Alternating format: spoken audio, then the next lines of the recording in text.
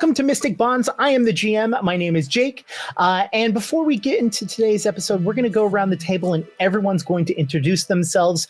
Like I said, I'm going to be the GM. I am he, him, but I'll be playing a bunch of different characters. So you get to keep up with that. Let's go around. Let's start with Solar. Hello, everybody out there. This is Solar Gray, the Cinematic Sorcerer, coming at you from here in the Pocket Dragon. Thank you guys for having me here. I'm playing James Orville, and my character is currently sitting in a nice clearing under a tree, going through his spell book, enjoying the day. Awesome. Let's go to Blonde. Hello, I am that one blonde nerd on socials. I'm also the owner and creative director of ADH Adventures. She's Briar. She is definitely walking around a village right now. Let's go to Ian. Hi, everyone. I'm Ian Alexander. I'm playing Pip, and currently they are sitting next to a creek and meditating. Awesome. Then last but not least, Vixie. Hello, my name is Vixie Belle, and I'm playing Samara. And Samara is currently working on her happy little spider friend made of parts and pieces. Awesome. The world seemed peaceful, seemed calm and relaxing. Each of you are living your lives as normal. Nothing could possibly go wrong in this world, right? That's actually what we're going to do for the next 2 episodes, is just 2 full shopping episodes. Solar, where is James? And give me a physical description of your character as well. Well, James is sitting, I say serenely, underneath a tree, thumbing through his spell book, contemplating the ideas of, well, soil, stone, sand, and how water affects all of those things. He likes sitting places being 6 feet 7 inches tall. He doesn't like the idea that he technically has to look down on the world because everybody is pretty much good, and he likes thinking of people as equals, you know? He loves wearing colors like blue or red because they go very good with his dark mahogany skin tone and is a very decent contrast with his green eyes. You know, the emerald green eyes against like the water and earth theme that he has going along. It's rather metropolitan since he is kind of a city guy, you know, type of thing. And he's sitting under a tree looking through various spells, thinking, okay, well, there are a few things I might need, since the more I try and stay home, the more life pulls me out because I vehemently do not volunteer for anything. And yet, eventually a halfling is going to come up to me talking about my lack of punctuality, but that's fine. He always has sort of a serene smile on his face when he's not talking, because being the size he is around regular humans, if he has any other facial expressions, it might be a little off-putting. As you lay under, I believe you were saying you were laying underneath a tree reading your books. Is that correct? Sitting. As you are sitting underneath the tree, enjoying the light, you start to feel like a shadow looming over you. Your book darkens as if it were night all of a sudden, and you feel the ground below you start to rumble and shake. Well, this isn't good. The tree itself feels like it is grasping out to you, reaching, trying to grab at you.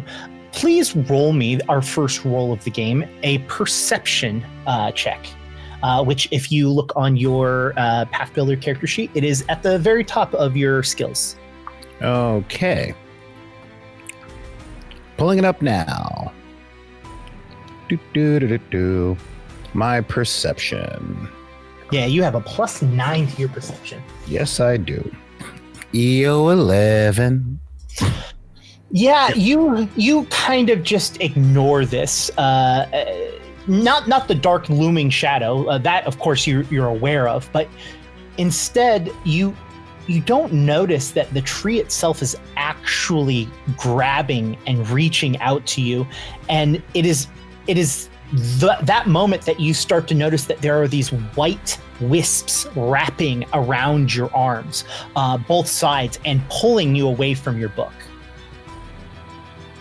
Would you like to do anything? Yeah, I'm actually going to try and free myself from said affectionate tree. Okay, so your options in this case, if you would like to do it with a athletics check, trying to brute strength it. If you're trying to slip away, that would be a acrobatics check. I'll start with brute strength, and that would be 23. You pull away at these what seems to be blue grasping vines, allowing you to turn around and see that the tree itself looks like a ghastly, ghostly version of what you had previously sat below. The wood itself starts to move and change, showing a face into it, and it smiles as the wood cracks and makes a large smile across it. The vines start to continue to wrap around you. As you're able to get away from it, it just feels like it's looming and it's just grabbing at you. And you can start to see that in your veins, there are black lines where your veins are starting to extrude out of your arm. Oh, this is not good. And as you say that, you pop from existence. You're gone. You find yourself floating in space, stars all around you, and just complete and utter silence. Briar, Lon, what would you be doing? So Briar is enjoying a nice, pleasant stroll. She's just kind of come out of a really, really beautiful, dense forest, and she's just enjoying a stroll through the village. Behind her, you can hear the voices of two probably friends of hers having a very animated discussion, but staying in the tree line. And as she kind of walks through the village, she turns a corner and sees like a very small little kind of pub type building. And there's someone standing outside of it, Water Ganassi, and they kind of wave at her. And she waves back. And there's this weird feeling that she can't quite describe and has never felt before. Just saying something. She's several thousand years old. And she gets a little nervous for a second, which is weird because this is a friend of hers she's talked to 1,000,000 times. And just for description, so she is a Gorin, so she is a plant person. And her skin is kind of made of like thousands of tiny, tiny, tiny little cherry blossoms that kind of make a rather skin-like effect. Big brown eyes, and her hair is just a combination of vines and roots and a wide variety of flowers kind of woven into little braids and stuff all over. And she has kind of like a crop top and loose-fitting pants that sort of...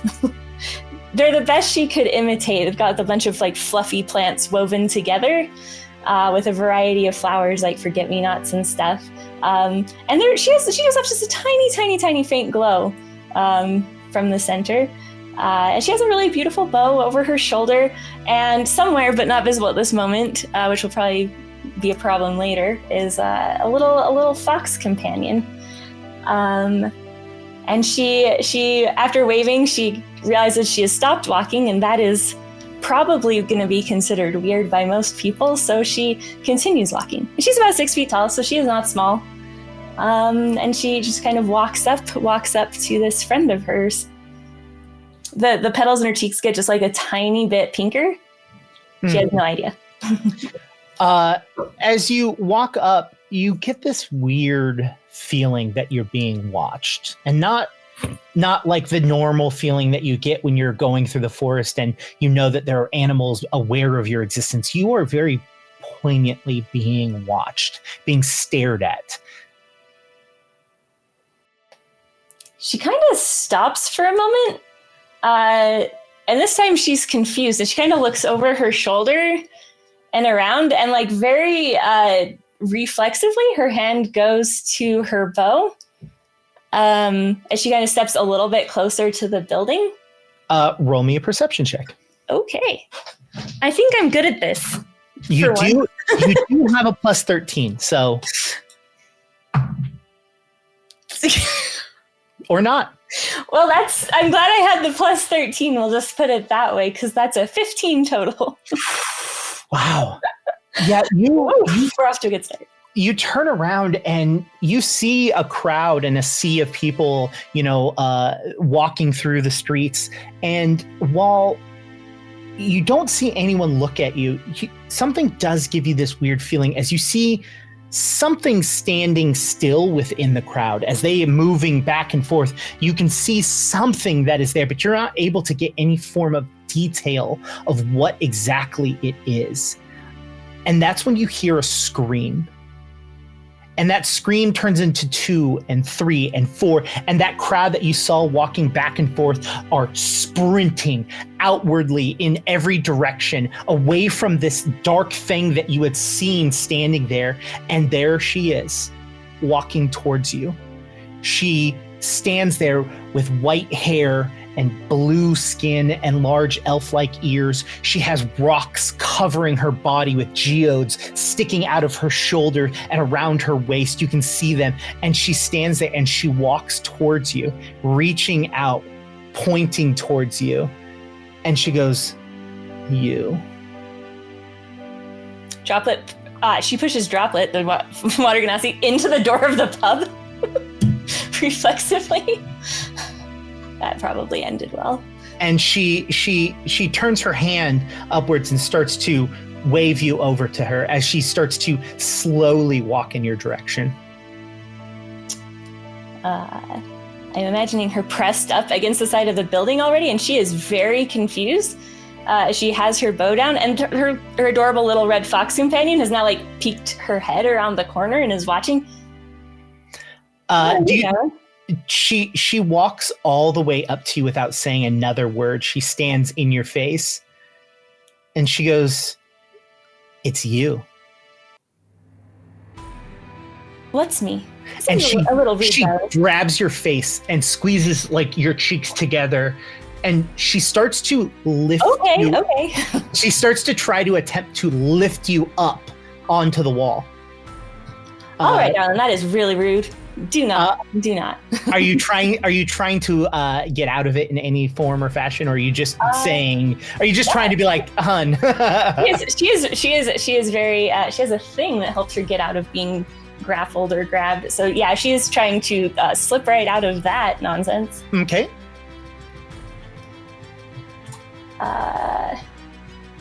What do I roll for this? Okay, is this?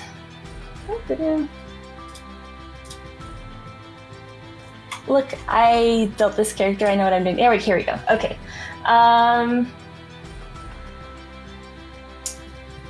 So when she attempts an escape, she gets a bonus here. Great. So I guess just acrobatics. Sorry. Yep. No, you're good. I very much learn by actively playing. So that's okay. Well, that's a little better. So that's cool.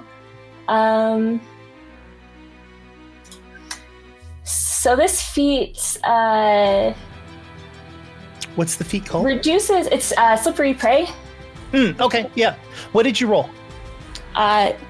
That's a solid 11. We're doing real well today, Yeah, even with slippery prey, which does give makes the overall DC like multiple attempts easier.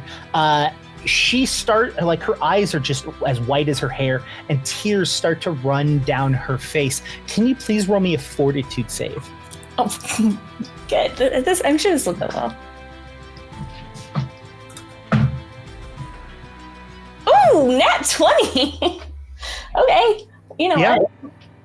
I don't know what my fortitude is, but that is a no. You're that the DC is of a level that I can tell you that 20 is perfectly fine.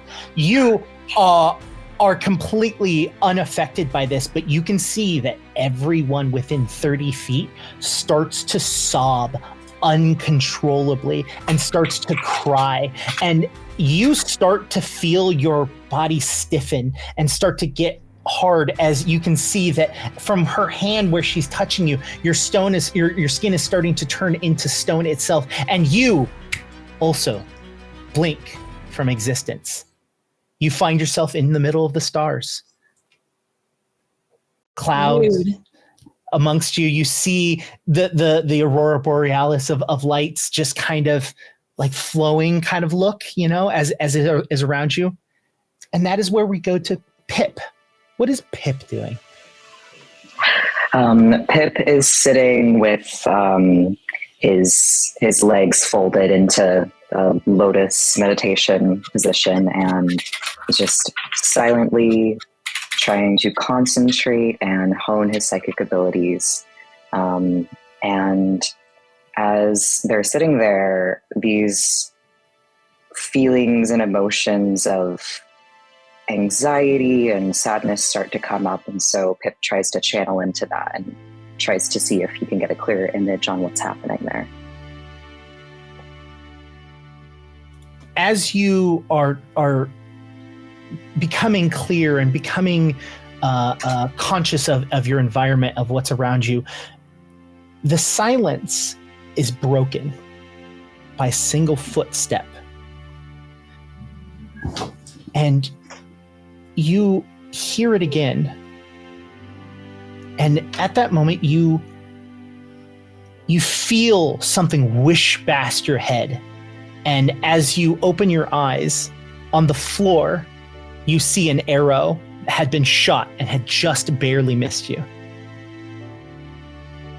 Okay. Can I look to see where the arrow came from? Yeah. Roll me a perception. Perception.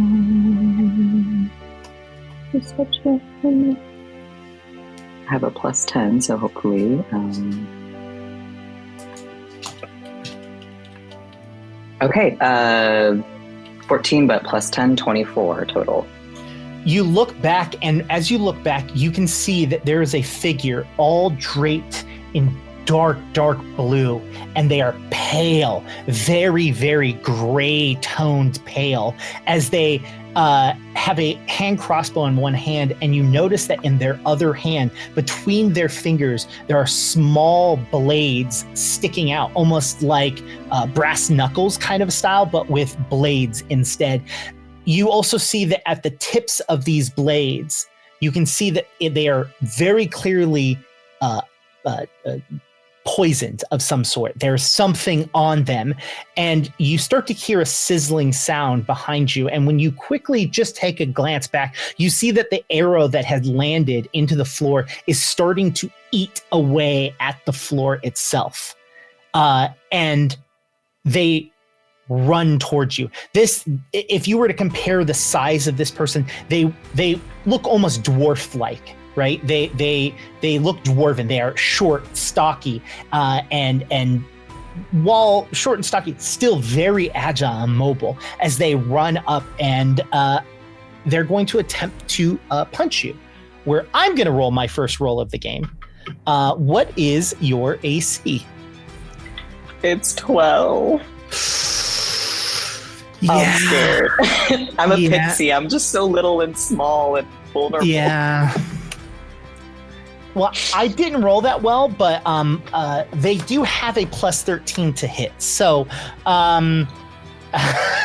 that's a total of 20. You feel 3 daggers punching into you. Can you please roll me a fortitude save? Yes. Come on, please. Oh, no. Total 13. You start to feel just woozy, and you start to feel like you're losing control of yourself, and just like the others, poof, you are removed from existence. Find yourself floating amongst the stars, amongst the space itself. No planet in view, just an infinite amount of stars. Then we go to Samara. Ooh, Where is Samara? The sound of metal on metal is what is heard first as she takes her wrench and is turning a bolt. She's tightening a bolt on her mechanical construct, which is a giant copper and brass spider that she's slowly been kind of working on. She's been adapting it, but that's been her project for the day. Where is this lab or this place? It's less a lab and it's more like a garage. It's I guess whatever the fantasy equivalent is to a garage. It's a giant. It's like a warehouse with a lot of assorted parts of scrap metal. It's in her village, her family's village. She herself is actually usually in work overalls and a fitted shirt with long sleeves and has a little cap.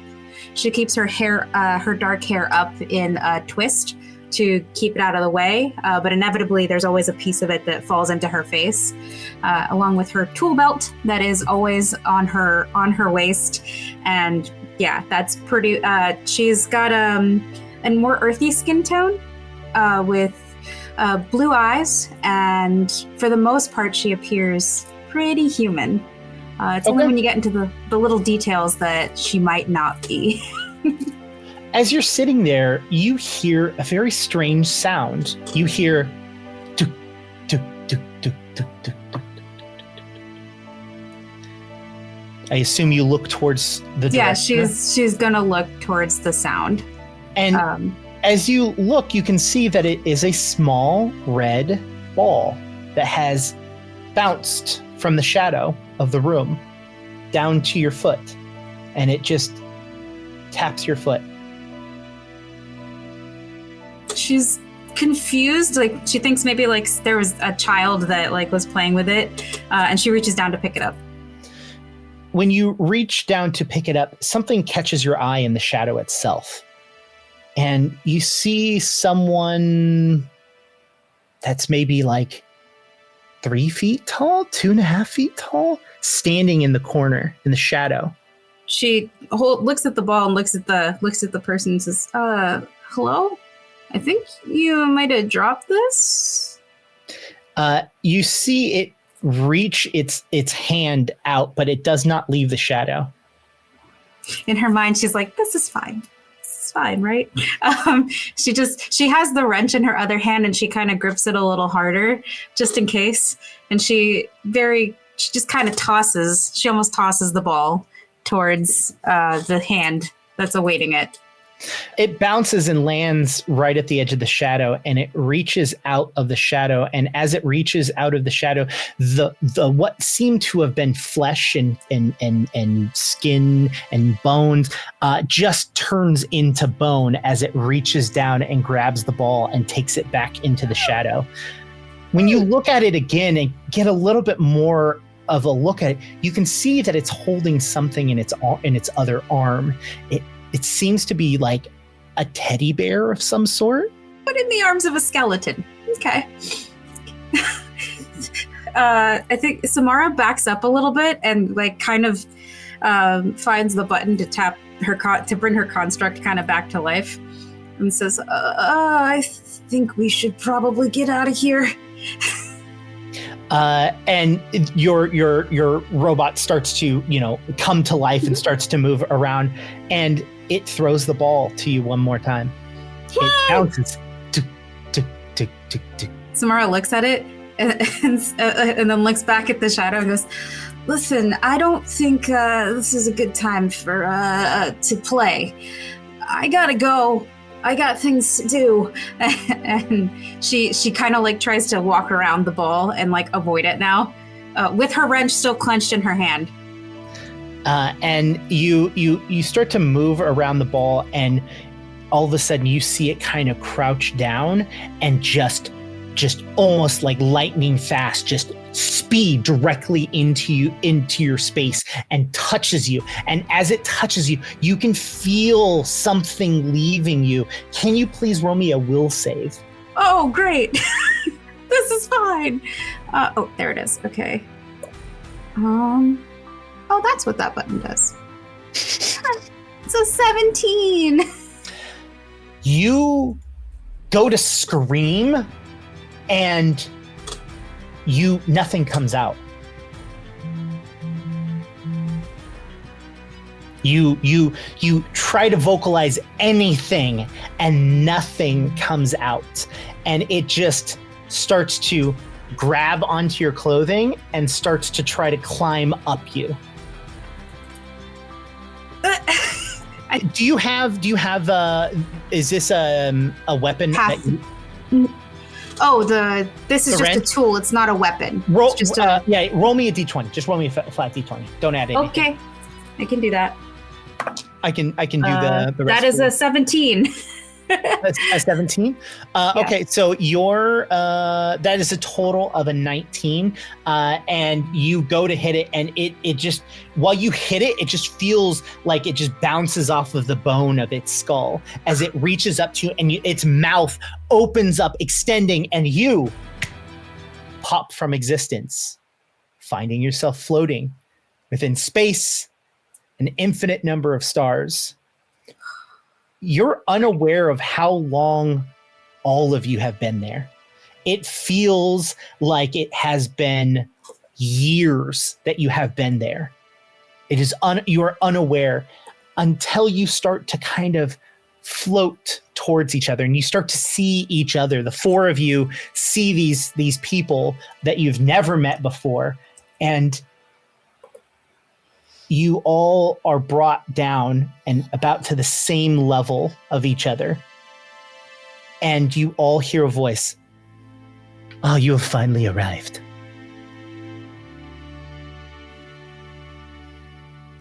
Look, time is a little nebulous there, darling, but I feel like we've been here for trying to make it to you for quite a while.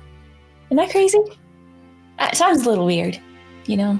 That is possible. Time is a construct made by people, and it is different depending on where you are. See, that's what I say. And people just say it's still important to show up within at least a week of the promised arrival time. But I mean, a week, it's so short, you know? Also, what is a week on another planet or another plane of existence? Exactly.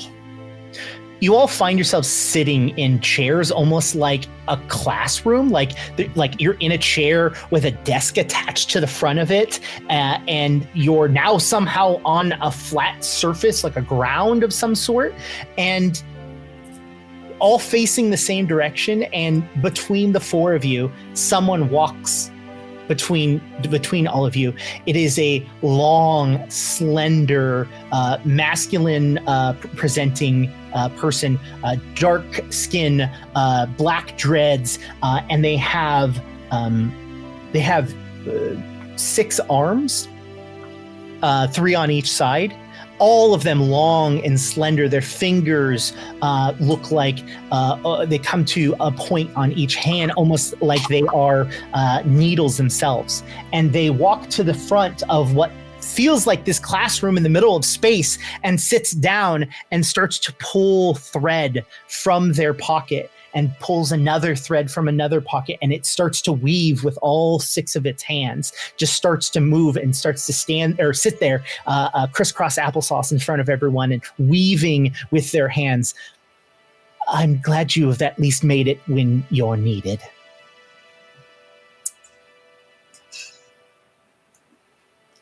What are we needed for, exactly?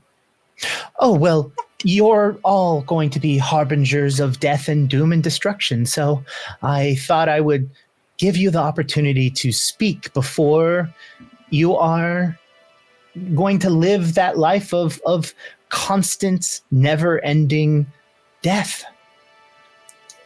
What if we don't want that? Maybe. Oh, it's not a choice. I don't know. It sounds like we've all been chosen for some reason. I mean, I'm flattered. I mean, everyone wants to be the chosen one at one point or another, but I'll hear everything out. I like to listen more than I speak. I'm very concerned about that last little bit you said. You see, I really liked the forest I was at, and I don't want to bring doom and gloom and whatever it is y'all said? They pull another thread out. It's green and like it looks almost like wool as they pull it out and they go, the forest. Its line ends with you, actually. It's the first thing you destroy. It's like does not compute. Oh, sorry, could you run that by me again, Darwin? Yes. Your soul was in the process of being taken. And once your soul has been taken by him, you are turned into something completely unrecognizable. She like feels her like abdomen where there's like the flower petals and the roots, like she's looking for something. I don't really understand how this thing got my soul. I'm honestly not exactly sure that didn't really know if I had a soul. I kind of have a seed. Well, a soul is just a generic term used to make things more understandable across the realms. Every origin story has some form of soul. Yours might be a seed, or what you are understanding to be a seed, but it's the essence of who you are, the experiences in which you have lived that carry on past your death. I don't have any plans to destroy a forest, and I certainly don't plan on letting anyone take the seed. I'm really confused here. How do we not have a choice? Some people usually get a choice when they want to do bad things. Well, that's why you're here. I want to hear you out and give you that choice. I really need to. He took our souls? What? No, I have not taken anyone's soul. I have come here to give you the opportunity. So I feel like there's something missing, maybe a piece of information. Oh, of course. Yes, there is Marvok, the destroyer, the soul Berenger, is going around and collecting his souls for his army. And the four of you, while in your own rights, not unique or special, or as you said, the chosen one. None of you in your own lives are that. But your souls, once devoured, are the four horsemen of the apocalypse. The four souls that get mashed into the commanders of his army that then conquer the world. So while you yourself are not special, your soul is, if that makes you feel any better. You know, I was almost feeling special. Almost. And I'm assuming you're some sort of recruiter for this guy? By the way, I love all of this, the whole weaving of the web of the thing. You're really pulling that off. Yeah, you're really pulling that off. That's really good. If I were to have the feelings of excitement or joy, I would probably have those.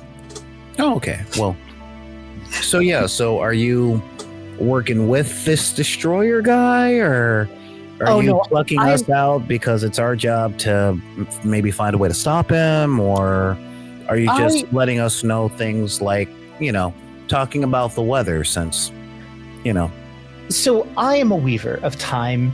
I weave everyone's life. All life has a weaver, and all of them must be woven into the fabric that is life itself. I will be honest, I noticed the four of your threads were cut prematurely, not by me, which is not supposed to happen. And in fact, as they say that, they pull a string and they take two fingers that, like, described as they were needle-like, cut a piece of string. That was someone's dinner they were hunting. Well, I noticed that your threads were cut early, and I wanted to know why, and so I dug a little bit. Now, I will be honest, I should not have, as that is not my place to dig into why someone's thread was cut. But I did find it strange, and so I looked into it, and I noticed your futures. And I thought, well, that is quite strange. None of them seemed to be harbingers of evil and doom and destruction. So why were they suddenly becoming that? So I wanted to talk to you and discuss why you became this. But talking to you only leads to more questions. None of you still seem like you're interested into destruction and death. So why do you become this? I really need to be more careful about trying Sycamore's concoctions. This is the weirdest vision I've ever had. It is an interesting mystery. I am going to have to send you each back. I apologize. I did pluck you right before your deaths. And so I'm going to have to send you back to that moment. But, oh, fuck it. And you see him pull 4 strings out and start to weave them together. Have fun. And you all dissipate from existence. You all feel nothing. You feel nothing, you see nothing, you hear nothing. Existence in itself is, in fact, nothing. Not even each other? Not even each other. And all of you instantaneously opened your eyes. James finds himself underneath the tree. The tree that which were to grasp him and grab him in moments as he starts to feel the shadow overlooming him, just as if it were right before his existence. Except for this time, that shadow is slightly different. It's the shadow of 3 separate people. Pip, Briar, and whatever Vixie's character's name is. Samara. Sorry, I went to go look at it, but I'd shrunk the window, so the controls for video literally covered your name. I was like, oh crap. The 3 of you find yourself standing behind this tree as James is sitting there with a book open, and you all start to see the tree itself start to come to life itself. I would need all of you to roll me initiative. So in Pathfinder 2nd edition, how initiative works is that you would roll a skill in which is represented in what you were doing. So if you were stealthing, you could use stealth as your initiative. If you were trying to talk to someone and doing diplomacy, you could use diplomacy. But if there isn't anything specific that you were doing, for example, in this situation, you're just going to use perception as your initiative. Some of you might have initiative bonuses on top of that, which are represented on your character sheet right below perception. It will have initiative +0 or plus whatever. If you have that number, go ahead and add those 2 numbers together and your dice roll. And let me know. Let's start with Pip. Once you have that roll, let me know what you got. I got total 27. 27. Great roll. Briar, what do you got? I have that, I think. Oh, you do? Okay. 13 plus 13, so that's a 26. Great. Awesome. Let's go to James. 10. Ooh, did you roll a 1? Oh, sorry. 20. Okay, I was about to say, you have a plus 9. 19. Sorry. I was like, you have a +9. How is that possible? Yeah. Samara. Sorry, my initiative bonus is +0. Yes, so yes. I was using the initiative and So 19. Awesome. Samara, what do you got? 24. 24. Awesome. And let's roll the initiative for this guy. Ooh. All right.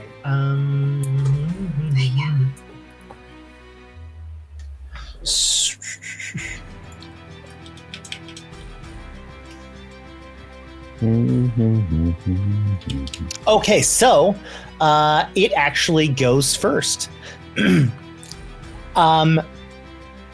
Solar, can you please roll me a reflex save?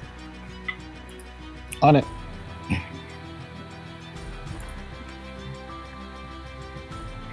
(23) A 23. It attempts to grapple you and tries to grab onto you, but you are too slippery and you're able to completely get out of its way. Instead, it's now going to try and use its vines to whip at you. Does a I'm going to say a 39 is probably going to hit. Sorry, 29. Yes, actually, your armor class is a 19, and how Pathfinder works is critical successes happen from natural 20s, but they can also happen if they are 10 higher than the number they are trying to reach. So in this situation, they're going to actually critically succeed at hitting you. So that is 24 points of damage as it like smacks you with its melee attack. It is then going to, you know what? It's going to just go ahead and try to do that a second time, and it's going to fail. I rolled poorly. So that brings us to what would be Pip's turn, but as Pip keeps blinking in and out of existence as their body has not gotten completely adjusted to this weird form of time, we're going to move down to Briar. Okay. So, can she attempt to talk to the tree? Sure. It seems to be I would say that you can tell that this itself, while the tree itself is a tree, what is causing it to animate and move and attack is definitely not a tree. Okay. If you would like, I would say you could roll a nature check. I'll give this to you for free. A nature check or an arcana check. Occultism might even be appropriate in the situation. Religion. Okay. Okay, that dice is decided on a number. That's a 26 again. A 26? All right. And that was nature? Yep.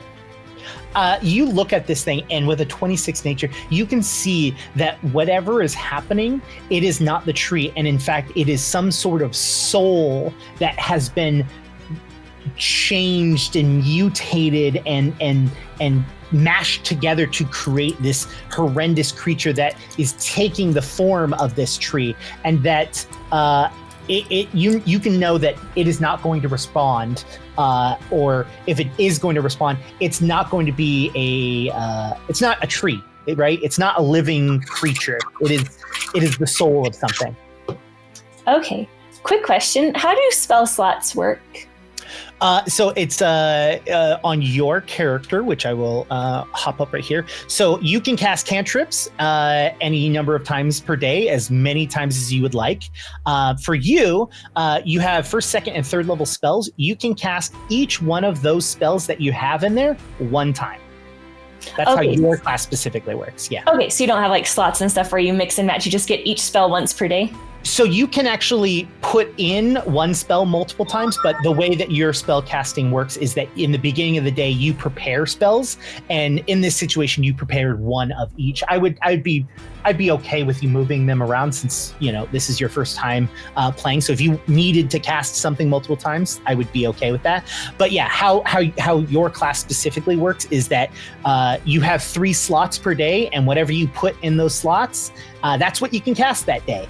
Okay. And so in this situation, it is those are the spells that you have prepared. Okay, awesome. So, can I try something a little nuts? Always and forever.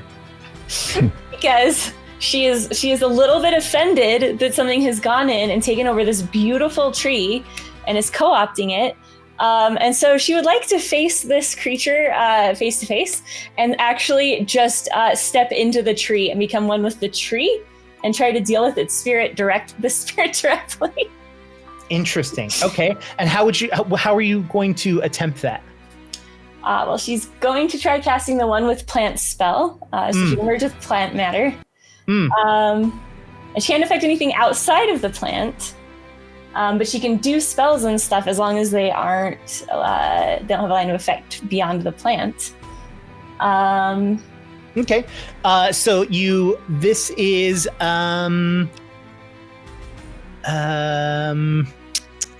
how does this is an interesting spell. It lasts for 10 minutes or 8 hours. which is fun. You can either transform into a plant or merge with a plant matter. While transform, you can move or affect anything outside of the plant, but you can also cast spells as if you're them. Okay, and I assume you're going to merge with the plant? Yeah, she's going to merge with the plant and try to confront and deal with this spirit or whatever it is that's taken over this tree. Okay. Rude. Describe to me how you are doing. Like, what does it visually look? What is everyone else seeing in this situation? Yeah, so as Briar's kind of sitting there and she's taking this in, she glances down to Rebecca, her fox. Wait right there just a moment, darling. As she's walking up, she just walks up just very calmly and very confidently towards the tree. Now, that is really rude. You really should not use a tree like that, especially without asking permission. I'm going to have some words. And as she says that, she starts glowing like this very deep forest green.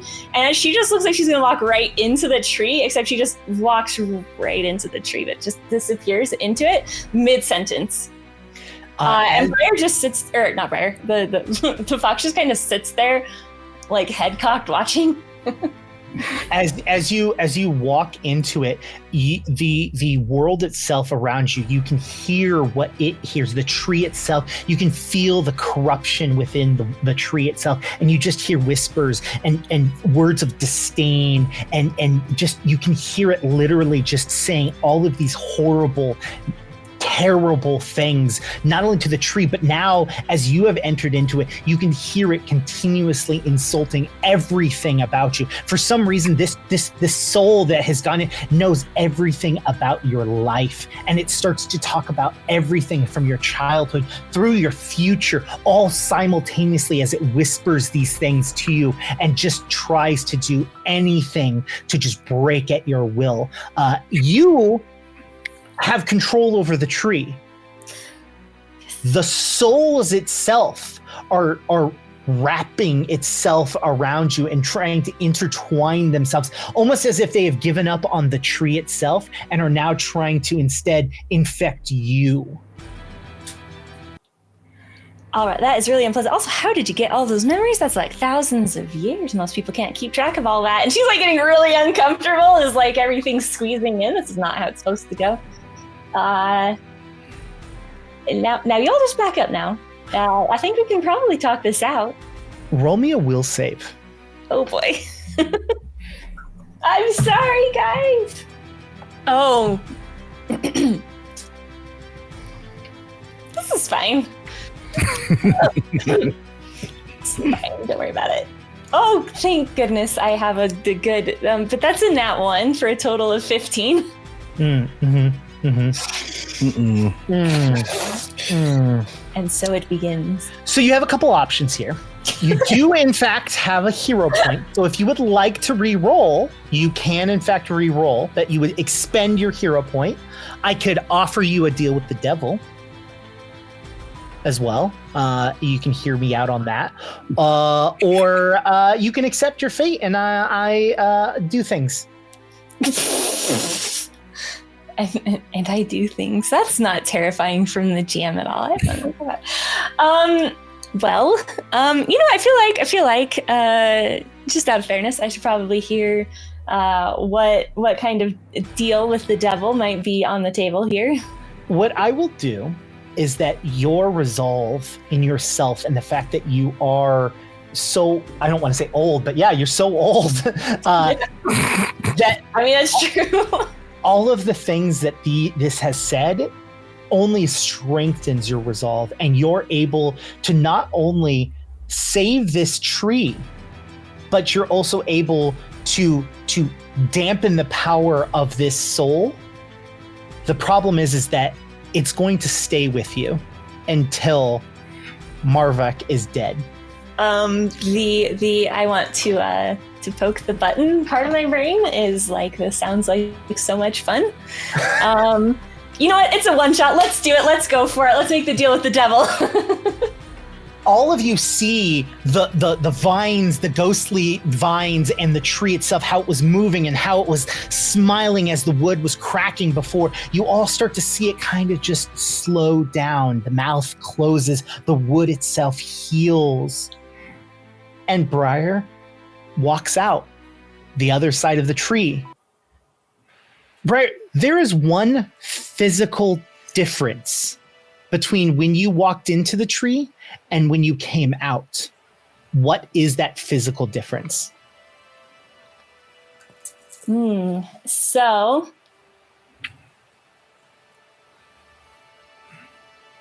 great question. So I think all of the like kind of brightly colored, kind of pastel and jewel tone flowers she had in her hair, as her hair, who knows? They've all gone like these really deep colors, like these deep forest, greens and navy blues and deep burgundies and these like really dark shadowy colors instead of the bright fun colors they were a minute ago. And you all see this, whether you recognize that there is a physical difference. I'll let each of you make that decision, like what makes sense for your character. I'm not going to make you roll for that. But Briar, all of those, what felt like thousands of voices have merged into one voice that feels like it is at the back of your spine, right at the back, right where your skull and your spine touch. You hear it. This is going to be so much fun. I think that is a great opportunity for us to take a break. So we're going to take the first break of this show. We'll see you back soon.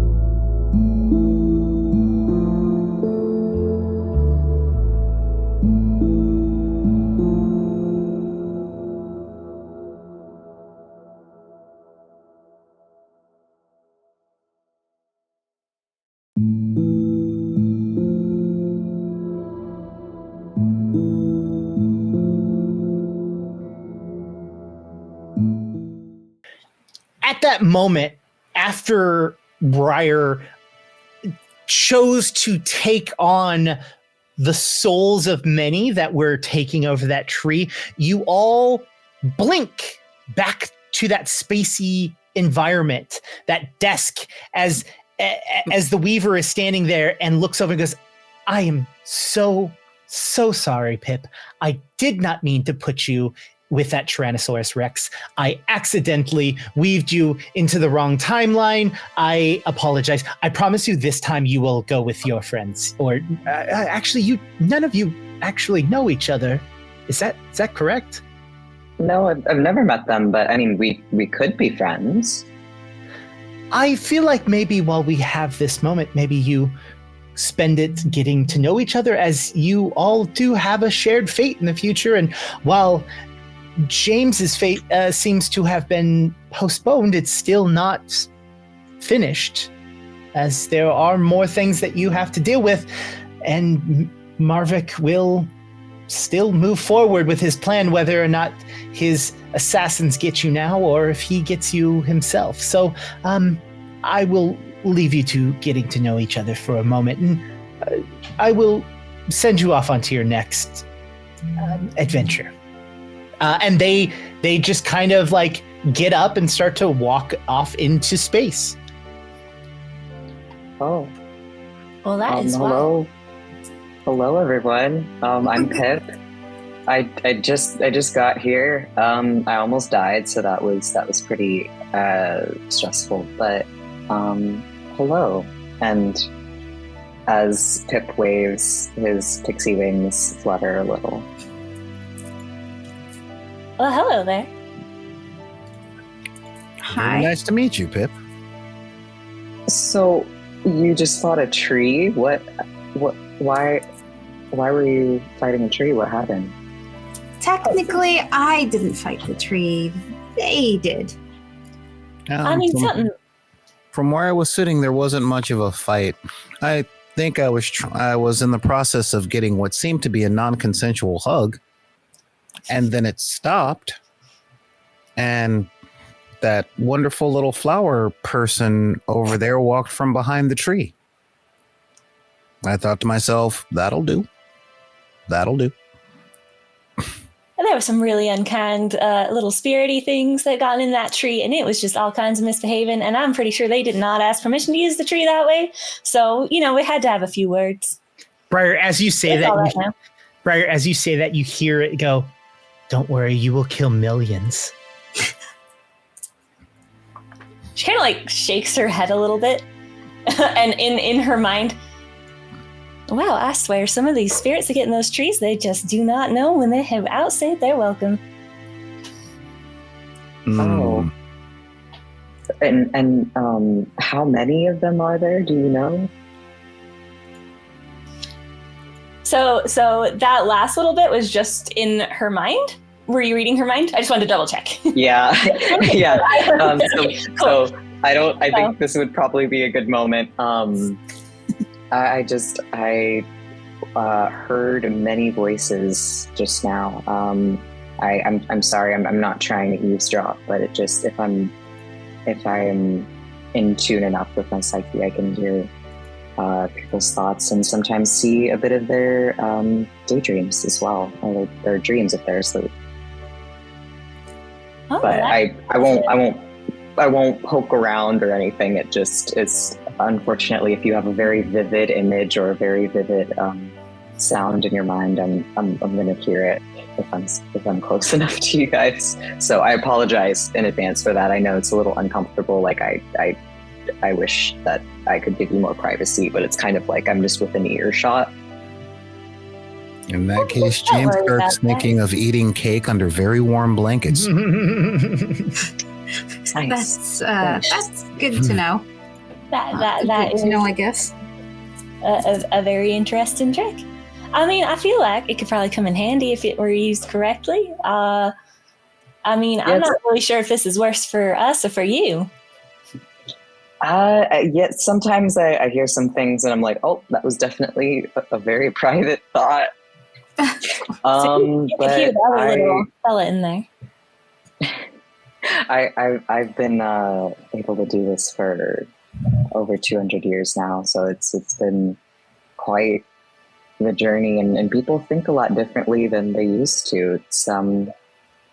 It's really interesting to watch how everyone grows and evolves over time, and there's a lot more random memes that I hear and see now, which wasn't as much a thing. Like it used to be music, like classical music. I'd hear symphonies and orchestras a lot, and now it's just like I don't even know how to explain the new memes. I feel like I'm getting old. Briar, honey, you are just adorable. You are just a young little thing, but I totally understand the feeling. Briar, in fact, all of you see this. Me too. Briar, you are kind of in this relaxed state at this moment, and all of you notice Briar's hand kind of just like move up their body, and like Briar, at the last kind of second, you notice that your right hand is like at your throat, and as you notice it, it like stops and just kind of goes limp and just falls. Like you've got complete control, but you just didn't feel it. Oh, well, that is a bit concerning there. And she like looks plant embarrassed. I don't know. She's not like really flushing or anything. Just kind of like looks down and like pulls her hand down with the other hand. Well, that is not a very nice trick. And she seems to be speaking inward to the thing in her mind now. You all hear the voice again as it comes back and says, I actually realize that we do need to move forward. Maybe you can get to know each other on the next one. And you all snap. Okay. Again, you feel nothing. Briar, you find yourself in the streets as you were right before that woman came up to you and grabbed you and pushed you up against the wall and started to turn you into stone. In that crowd, you see James and you see Samara in the crowd. And the two of you are in this place that none of you have ever been before. This city, this town that is vibrant and moving and alive, it feels like. And you are immediately see Briar just standing there in the middle of the road. What's happening? This Someone please just tell me what's going on.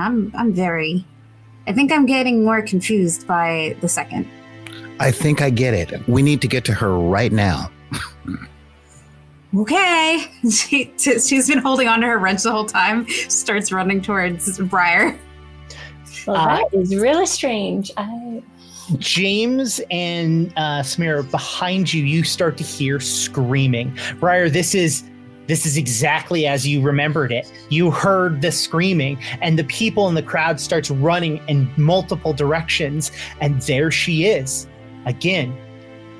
Light blue skin, elven ears, white hair, black stone around her, crystals out of her shoulders, and she has white eyes and tears running down her face as she starts walking forward. Everyone, you know what? Let's use our initiatives from last time so we don't have to keep doing silly things. So that is going to actually put us with Briar first, which is perfect. Okay. Now, this is usually a peaceful village, and that is really unkind to scare everyone like that. And she turns over to her right. Now, Dewdrop, darling, would you mind taking a step into that tavern just so that I don't have to worry about you getting mixed into the mess? She nods and walks in very cautiously and confused. And she turns back. All right, so last time this didn't go so well, and I really don't want to be stone. That's a thing I could do, but I don't want to. I kind of like being a tree and being mobile, so if you could just, I don't know, maybe tell me who you are and what you're trying to do. Maybe we could just talk this out. So are you, would you like to use your turn to roll like a diplomacy? Is that what you'd like to do? Yeah, I think with how many people are screaming and running and everything, she's mostly just distracting, just trying to keep the conversation going. She's actually pulling her bow again the same way she did the first time, and this time she does notch an arrow. Okay. Roll me the. Are you going to notch it or actually attack? She's gonna actually. Let me see. She's made of stone. Yeah, she's going to keep the arrow there, but she's actually just going to hold out a hand, and a bunch of the little cherry blossoms on the ends of her fingers kind of start glowing a soft pink. And she motions down at the ground, and a bunch of pink roots pop up and start wrapping around this person. Okay. Is that Tanglevine? Yes. What is the roll? I believe they have to make a save. Is that correct? No. So attempt a spell attack roll against the target. So you're gonna roll a spell attack. So that is a d20 plus 11. Their armor class is 22.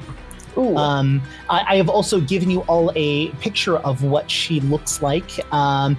She herself is not made of stone. It just looks like there is almost her armor is made of stone. Okay. Oh,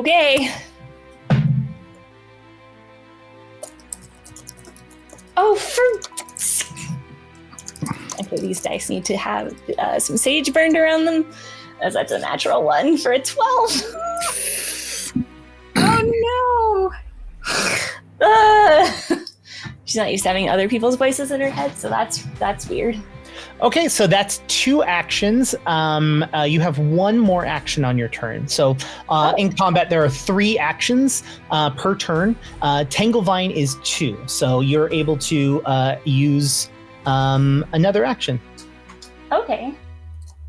Well, in that case, she is definitely looking very rather unsettled at this point, as the vines do not take. She quickly pulls up the bow and reflexively takes a shot at this thing. That time, that is a... Ooh, I can math. Don't worry about it. That's only a 15 to hit. No, 14 to hit. It is not going to hit. Briar, you have attempted to use these vines to grab at her, and you shoot an arrow, and it just passes right through her. That's gonna, and by right through I mean right past her. Samira, that's gonna be your turn. Cool. I guess I'm trying to think of what my girl could do, and there's a thing that she has called tamper. Okay. Can I tamper with this lady's geodes in any way? Tamper with these? If it's because it allows me to tamper with a foe's armor, I believe. Hence why I was like, I think that her geodes are like her armor, right? Yeah. Yeah. I can tamper with a foe's weapon or armor using a free hand. Is what it says. So tamper with a foe's weapon or with a free hand. Choose either a weapon held or the enemy reach, or a suit of armor worn by the enemy in your reach. So you're going to have to get up to her. So I'm going to say that's going to be an action to get into her space so that you can touch her. And then you can attempt a crafting check against the enemy's reflex DC. So their reflex DC is 24. So you can roll a crafting check, and if you succeed, then an effect happens. Okay. So should I do? Is that 2 actions, or is it 1 action to move and 1 action to use tamper? Okay. Can you use more than 1 in a turn? More than 1 what? Action. Yeah, you have 3 actions. Oh, okay. I remember D&D, not Pathfinder. Yeah, no. That's what I had just explained to Briar, is that on your combat, you have 3 actions on your turn. Each thing has a meaning next to it. So tamper is a single action. Movement is a single action. If you would like to move again or attempt tamper again or another thing, as long as it is a single action for your third, you can do that. Okay, copy that. So she runs up to the lady and goes and just starts trying to mess with the geodes on her body. And crafting check, right? Correct. Okay. Let's roll that, baby. That's a 22. So as I said, their crafting DC, or their reflex DC, is 24. So you do not succeed. It is a failure. What does tampering failure do? I just had it up. It's right there. So on a failure, nothing happens. Okay, so you attempt to try and mess around with their armor so that you, like the rest of your party, is able to hit her easier. And it's stone. You've never really worked with this kind of stone before. It's not normal armor. You're an inventor, not a geologist. Yeah. I'm an engineer, not a doctor, Jim. That's the exact thing in my head at that moment. Okay, so you've got one more action. What would you like to do? You can attempt to make a tamper again, or you can try to attack. At this point, I think she just gives up. She tries to tamper, nothing happens. She's just gonna try to bean her with her wrench. Baseball bat swing. That's what I got. Okay. So would you like to do that, or would you like to use your wrist launcher? You also have that. Oh, yes, I forgot. I do have a wrist launcher, but would that be at disadvantage since I'm up close and personal? That is not how that works. Okay. I don't. No. I ask these questions. The range increments are based off of how far it is before you start taking a -2 penalty. But Okay. closeness is not a thing. Okay, great. So she'll use that then. She'll use her wrist launcher. So I just click that, right? Just click roll So for it's it? it's a +12 to hit. Okay. 12 to hit. That's an 18 total. Her AC is a 22. You are unable to hit her.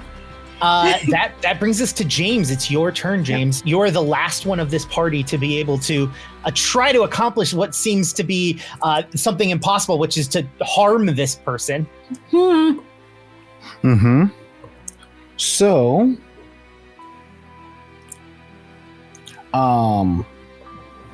yeah. Okay. All right. I got you. Did I take notice on how big Briar was? Like bulk 1, bulk 2, that kind of thing. Briar, you're a medium-sized creature, correct?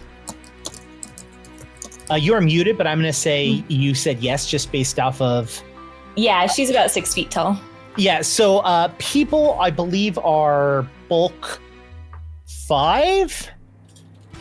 Medium-sized creatures are bulk 5, I believe. Okay. All right. And what I needed to know. Good. Okay. This is going to be a thing.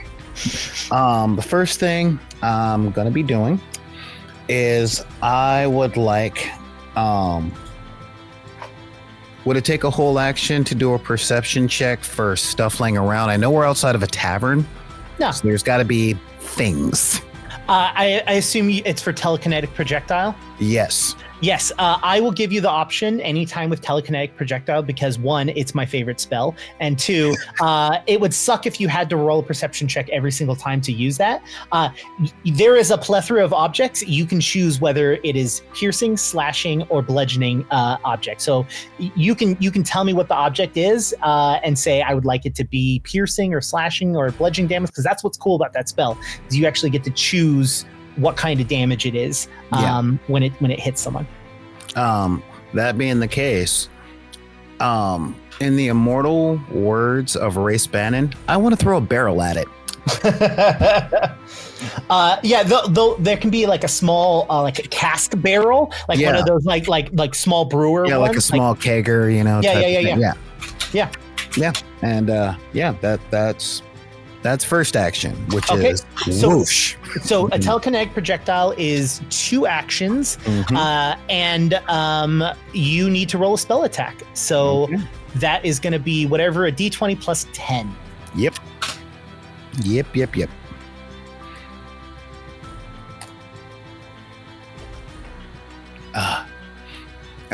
21. A 21 to hit. So close. As you see it, like the cask hits her stone armor and just kind of breaks apart and does not seem to affect her in any form. You have a single action left. A single action. See, looking around, and is she still just making a beeline toward Briar? Yes. Okay. All right. Well, that being the case, wait a minute. That single action could be like throw something with my hand, right? Mm-hmm.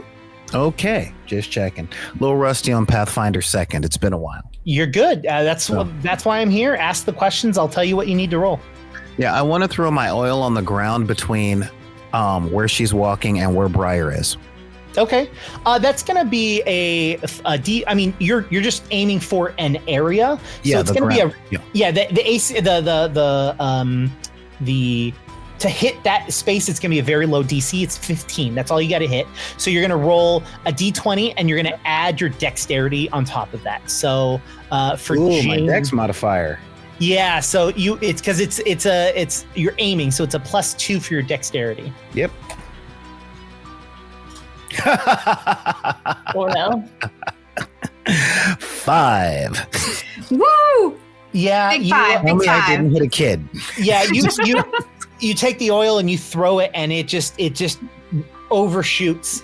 And that's going to bring us to her turn as she calls out and just starts to weep out loud. I need all three of you to roll me a will save. Okay. This is fine. This is great. Don't worry about it. Great. Will save, yes? That's Yes. what you said? Okay.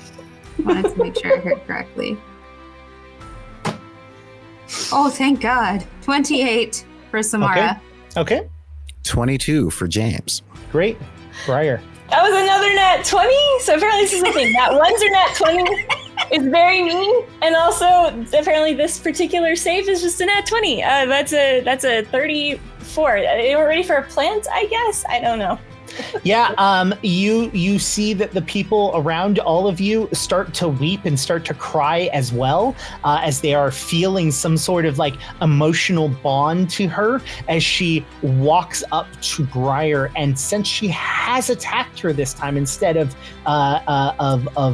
trying to talk to her like last time, she's going to try to hit Briar. So she reaches back and attempts to hit you with her fist, and a 27 to hit. Dang it. I was like a 23 AC. Come on. No. So you start to notice that as she reaches back, stone starts to form over her fist as she punches Briar That's gonna hurt. in the gut. Yeah, actually, it actually is going to hurt. No. It's fine. It's fine. It's totally fine. Yeah. Oh, absolutely. Totally fine. Yeah. Let me figure out how to get dice out of this fucking thing. Okay, there you go. It's such a mood. Because it's such a fancy box, they don't want to get out. Like, no. Yeah. Perhaps It's not a lot. It's not as much as it could have been. 14 points of damage. It's 2d10 plus 2 points of damage is what I roll, and I rolled a 10 and a 2. So pretty right in the middle. So 14 points of damage as she punches you in the stomach, and she is going to. You know what? She's just going to try to do it again. Go, rude. All right, that's not very nice. Does a 24 hit? Ugh. Barely. It's a 23 AC. Yeah, I rolled a 15 and she had a +9 on the second attack. Woof. Ooh, 20 points of damage. Okay. You know what? This is fine. That is her entire turn. That's going to bring us to Briar. The branches and roots are all like starting to crack. So the petals have like fallen away. Maybe she doesn't get the wind knocked out of her because she's a plant. True. She gets the photosynthesis knocked out of her. Yes. There's like some sap just like leaking out of some of the broken branches. Yeah, she's out of carbon dioxide. Yeah, it is Briar's turn. Okay. This is fine. Totally fine.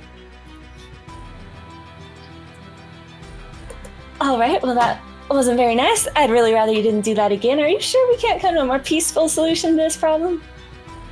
She literally just goes, no. All right. Well, if you insist. Okay. Let's see. How does this one work? Oh, I forgot. How does her companion work with her? I've never done this before. So you can spend a action to give your companion 2 actions on their turn. So they can like move, they can attack. Some companions have the ability to cast spells through them. So like you would cast a spell through your fox instead of through you. So if it's a touch spell, you could actually give the spell to your fox run over and touch the person and it would cast on them instead of you having to physically go there. So you can spend an action to give them 2 actions. Okay. And it looks like your fox has got like a jaw attack, a claw attack, so they can attack on their turn. What's also cool is they can actually get on the other side of your enemy, which makes them flat-footed, which drops their AC down by 2. So you're able to hit them a little bit easier. So right now their AC is 22. So if you got your fox to run around and get behind her, you could do that. Okay.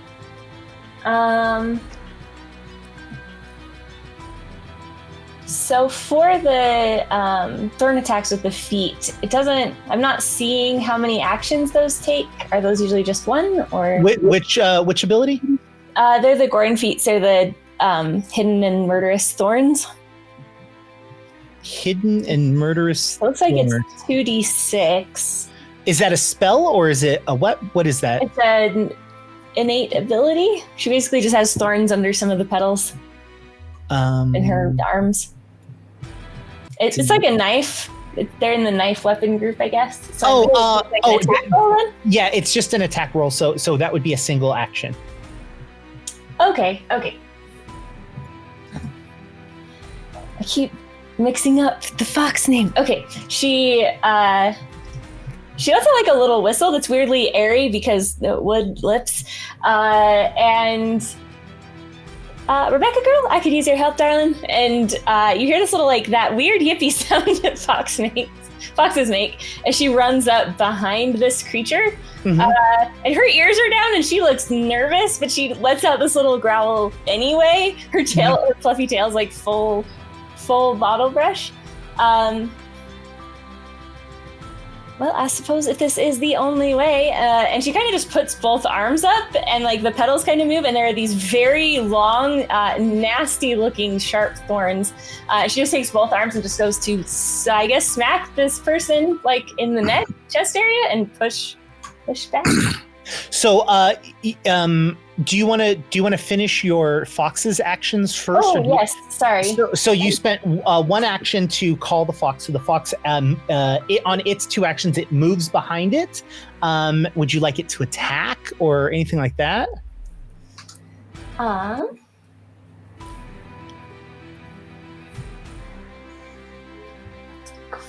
Great question.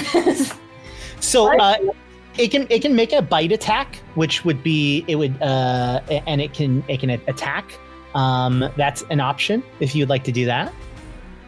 You can also have it try to tear the tendons from this thing and make a strike against it, making it move slower. That is a possibility as well. Okay, yeah, I think the little fox is definitely going to bite at the ankles, as it were. Try to immobilize. Try to take the. Okay, so roll a d20 and add 10 for its bite. Okay, that's a 21. So because it is flat-footed, because you are on one side and it is on the other, its AC is normally 22, but because of its flat-footed, it is now 20, which means your fox hits. Yes. Okay. So it is 1d8 plus 2 damage. So give me that damage. Okay.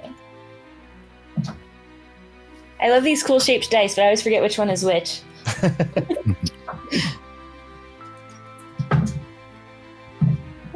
Okay. Oh, okay. Well, that's better. So that is 10. That was max damage. Nice. Awesome. Rebecca's very protective. Perfect. You've got 2 more actions on your turn. Okay, so she is going to make an attack with her 2 arms with the thorns and go to try and attack it like her neck, this person's neck. Mm-hmm. Normal attack roll. Would that be? It's gonna be +9. +9. Okay. Okay, that is a dirty 20. That is exactly what you need since its AC is a 20. So go for it. Do the damage. Roll damage. Okay. So it says on the upgraded feat, it gains the deadly D6 trait, and I'm not sure if that's something. So what that means is when you roll a D20, you're going to add a D6 on top of the damage. Okay. But you did not hit a natural 20 in this situation, so. Okay, so if you get a nat 20, then you add the. Okay. It's a nat 20 or a critical hit as a whole. So normally you double your damage when you critically succeed with something that has a deadly D whatever. So there's like deadly D6, deadly D8. What you do is you're not just doubling the dice, you're also rolling that die as well. And you're doubling overall. So it's just like, it's kind of like exponentially more damage. Instead of just, I roll a D8 and double it. It's I roll that D8 plus a D6 and I double both of those when I crit. So it's just kind of cooler. Okay, cool. Do you have the hidden thorn feat? It does not look like you have the hidden. Yeah, she has. Oh, you do. Thorns, yeah. Yeah. Some flowers are hidden thorns and happen to be hidden along your arms. You gain an unarmed attack that deals 1d6 damage. Your thorns are in the knife group and have finesse. So you're going to just it's 1d. What did I just say? 1d6 damage.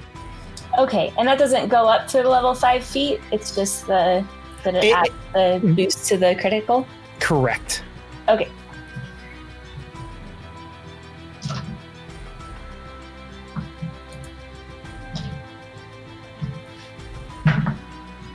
Okay, well that's 4 points of damage. Cool. Yay, so much damage. Okay, and that's 1 action, right? Correct. So you've got 1 more on your turn.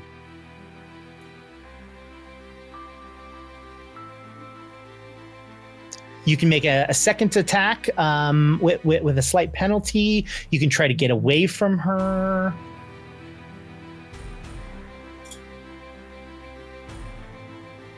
Okay. Yeah, I think she knows when it's time to skedaddle. So she is going to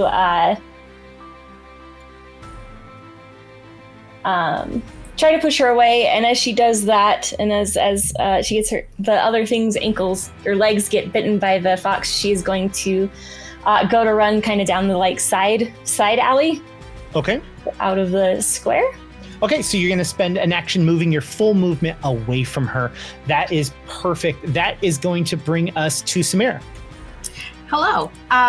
So Samira has something called a VSAP. It's a traditional weapon for Vishkanya, and I would like to run up and try to stab this creature with it. Okay. It's a dual-bladed. I think it's like a forked weapon or something like that. Okay. So do I just roll to? Do I roll for it? Right? Yeah, you rolled to attack. Okay. Yes. Mm-hmm. Plus 12 to attack. That's a 19 to hit. Not enough. No, it is not. It's close though. Okay. I think she's gonna try. I think she's gonna try to stab again. Okay. With it. So, is it a finesse weapon? Does it say finesse? Yes, it is. It says finesse. So, what did you add previously when you went to hit? It was just the total. It said total 19. 7 plus 12 to hit. And you rolled a 7 or you rolled a 12? I rolled the 7. Okay, so because how Pathfinder works is when you try to make an attack multiple times, it's called the multiple attack penalty. So it makes it a little bit harder. So instead of plus 12 the second time, it's going to be plus 8. So it's Okay. it's 4 less than the previous time. So Got whatever you roll plus 8. 20. A 20. I will say, since you are moving up to it and the fox is still there, that it is flat-footed, which means that it hits. Go for it. Roll the damage. Yay. Okay. Let me go ahead and do that. So damage. I just click the damage button on here, I think. Okay. It does a total of 4 damage. 4 damage done. I think this weapon is also poisoned, but I don't know if that applies to this. Like if I have to roll anything additional to it. Do you know what kind of poison it has? Yes, Vishkanya venom. Okay, 2 small what is- curved blades extend from a single hilt. There's a hollow area inside that Vishkanyas can use to store an unused dose of their blood or other poison for the future. Oh, never mind. No, it's not Okay. poisoned. It's just So storage. Yeah. You could put poison in it, but you would have to tell me Yes. what poison you put in it. Okay, so movement and 2 attacks. That is your turn. That brings us to James. Yes. Okay. So what I'm looking at is a small furry animal nom-ning at the feet of this pointy-eared stone woman. The one with the big wrench is wailing. That makes things kind of difficult. However, the flower lady put some distance between herself and the other one. Okay. Well, that being the case, since the stone lady is primarily looking to get Briar, I'm gonna pull an old trick from from the School of Civic Wizardry, and I am going to earthworks between the stone lady Okay. and the flower lady. Okay, but I'm also gonna widen that spell. Okay. So widening is a single action to affect the next spell. What's the spell that you're using? Earthworks. It's under my School of Wizardry. Ah. And you're using 2 action version of it. So No, just the 1 action. Oh, just a single action. Okay, I'm using a single action.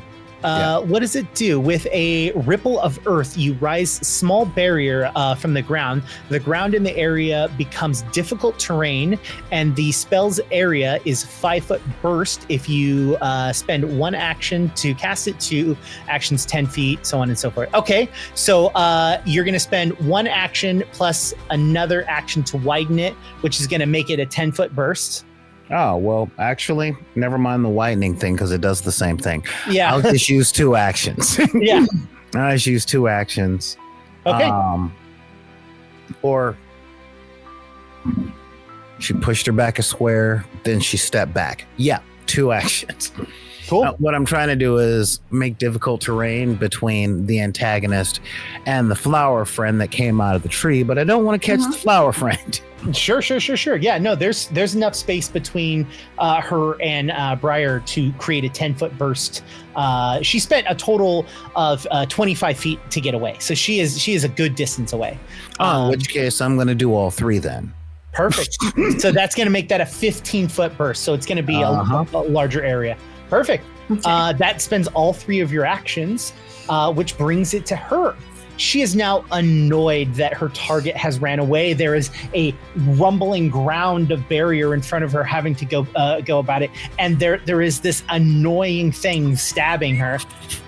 So she is going to make all of you please roll me another will save, Great. as she can do this once per round. Oh boy. All right. Roll high. Oh, no. 19 for Samara. All right. 25? Okay. And 1 for each tier, I'll be shedding 12. Oh, no. All right. On James and Samira's character sheet, I have added the condition slowed, which it will automatically change on your turns. For the next round, you are not able to use reactions. So you won't be able to use any reaction, and you are slowed 1 temporarily. As the overwhelming fear, or not fear, but feeling of sorrow and sadness fills you, and it's just distracting, and it's God, just you're just having that just big feelings, big. It's things I tell my child. You're just having big feelings right now. It is then going to turn to this annoying thing and attempt to punch it. Great, I'm getting punched. Does a 27 hit? Yes, that hits. All right. It again reaches its fist back as it turns stone wrapping around her fist, and wow, 5 points of damage. Ow. Ow. And she is going to make a second attempt. Great. With a 18 plus 9 is a 27. And 9 points of damage that time. 9 points of damage as she just punches you with her right arm and then punches you with her left. You're feeling that hurt and that pain, as well as the sadness and sorrow that's filling you. That's gonna bring us back to Briar. Briar, y'all haven't done much to her. Nope. She seems that like she's just gonna pick you off just slowly but surely. She just seems to just be standing there, just taking it. Yeah. What would you like to do, Brett?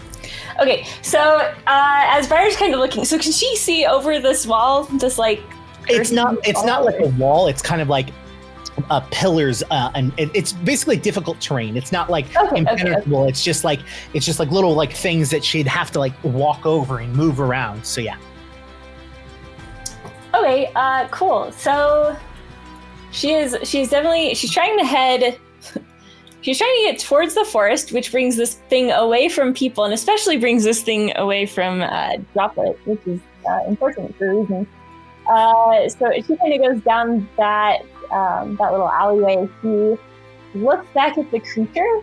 And she sits there for a second, like she's thinking, and then she kind of scoops up like a teeny bit of dirt. Mm-hmm.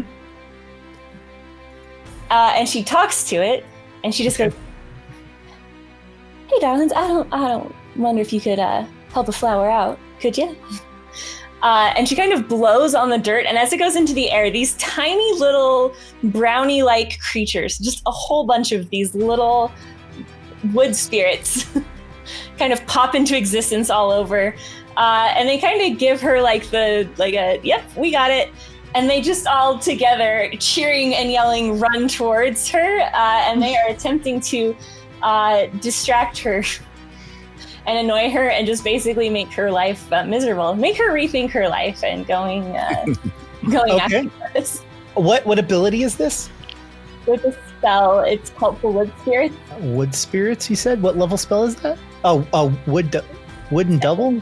No, it's second level. It's the Wood Spirits. Gotcha. Yeah, okay.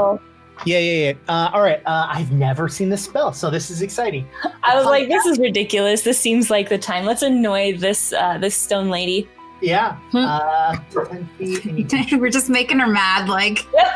This is fine. Distracting and annoyed. I mean, if you keep fighting her, she'll just keep fighting back. Right? But if you annoy her enough, maybe she'll decide it's just not worth it.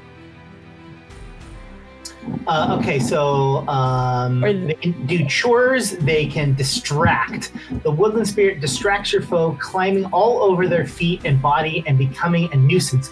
Creatures in the area are off guard unless they succeed a reflex save. All right, so she has to make a reflex save. So your DC is 21.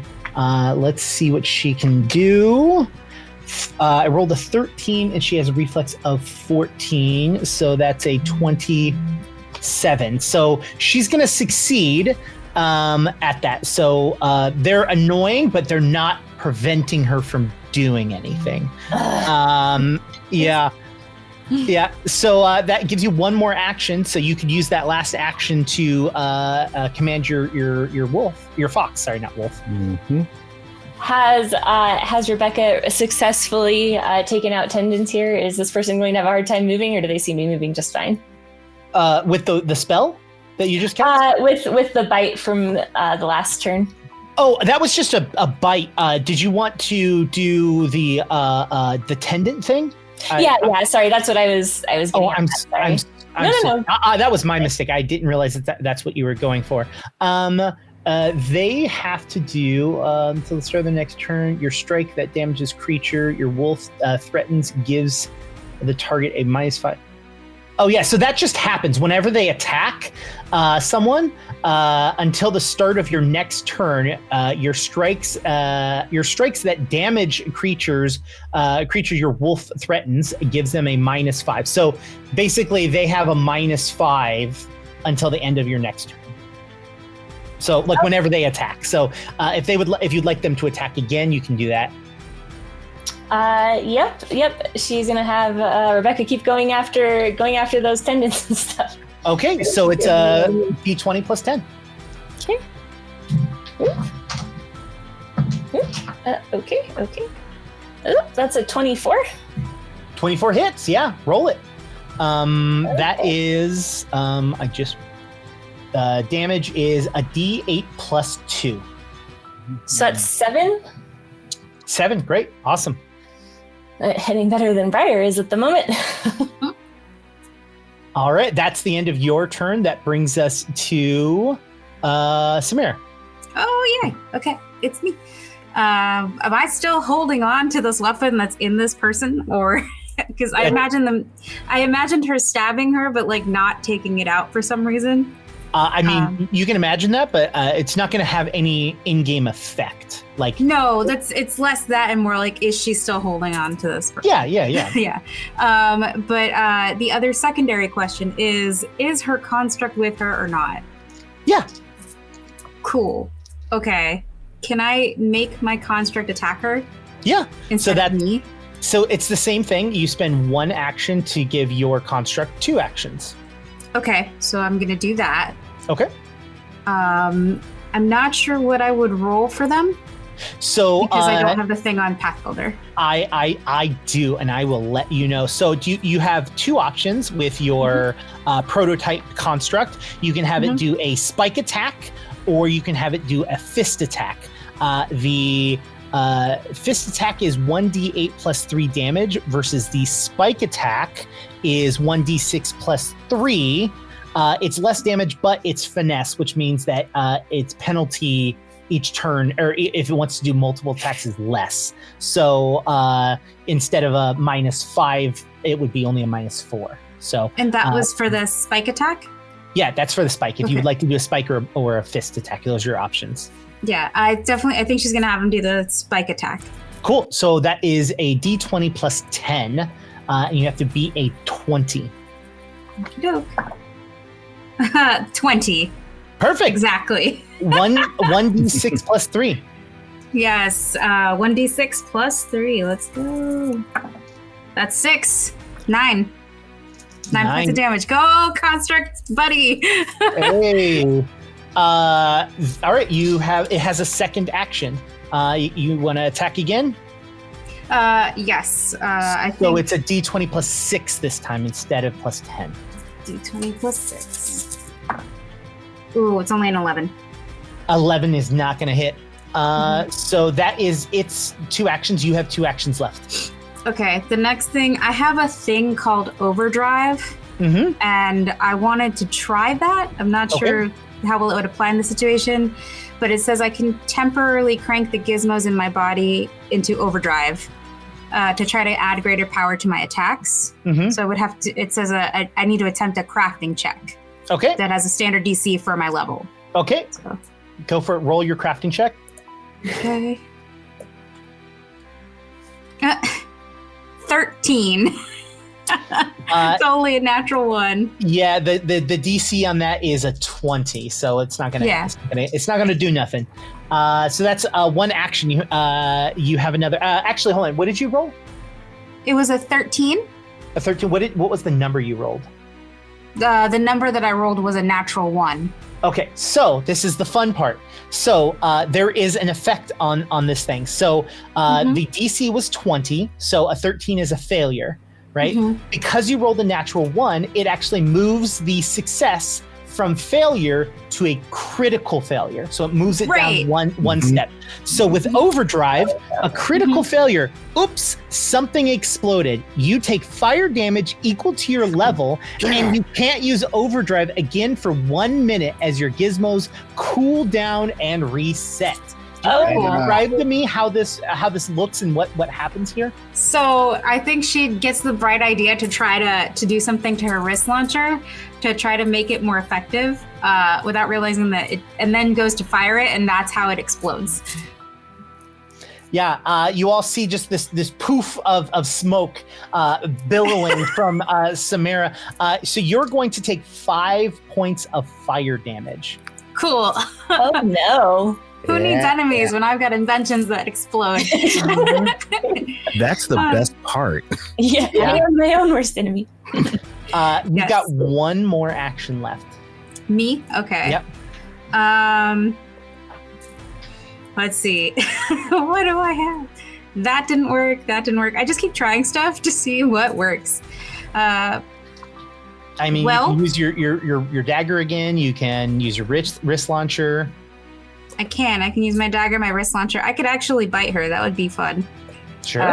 But there's a reason I'd be biting her, actually.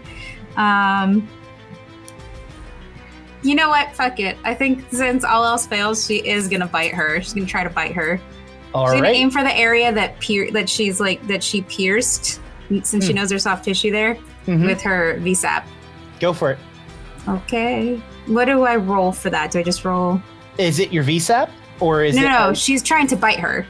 So it's an unarmed attack. So yes, it's a D20 plus your strength modifier. So for you, it'd be a +2. Okay. That's 18 plus 2, 21 or 20? 20. Sorry, you're also trained in unarmed, so it'd be 5 plus. It would be +7. So whatever you roll, +7. Oh, okay. So calculator time, because I can't do math. 25.